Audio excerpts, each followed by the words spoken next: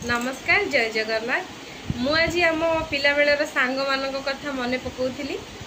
मोर मन अच्छी आम परिडा घर बाड़ी को पिजुली चोरी करने जाई 5-7 जन सांग होइकी पिजुली चोरी करने गलु। पिजुली चोरी करिकी भी आनिलु। कसी पिजुली काटिकी केमिति खाइबा बोली सेलून रो ऑलरेडी व्यवहार हो जाइथिबा भंगा ब्लेड साउंटिलु।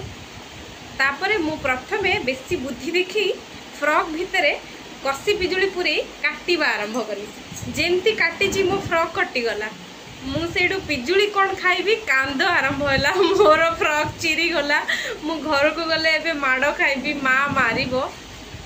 तापरे आउ 4-5 जन आमे जो सांग हेतिलु समस्ते कहले तू एका कहीं माड़ खाइबू, चल आमे भी आम समस्त पैंट शर्ट आउ फ्रॉक आमे सब ब्लेड रे काटिदबा, समस्ते मिसिकी माड़ खाइबा। समस्ते सांग होइकी समस्त ड्रेस भितर पिजुली पुरेले, ब्लेड रे काटिले। समस्त पैंट शर्ट फ्रॉक सब कटा है।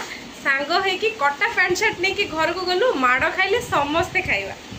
आउ एबेर सांग मान कथा मन पकेले आम पिला मान सांग जड़े असुविधा रे पड़िले, आउ जड़े ताली मारी हसीबा पई खुशी मनैया पई पछौनांती कि ठीक हेची भल हेची।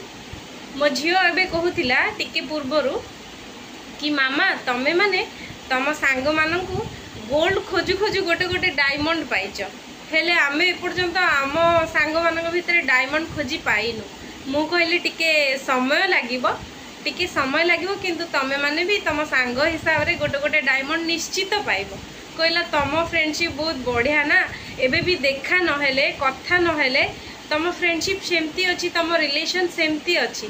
मु कहली हाँ मामा, डायमंड खोजिया पे टिके सिना टाइम लगे, किंतु डायमंड जेते दूर रे थिले भी चिक चिक मारू थाए ना। कौन कहउछंती?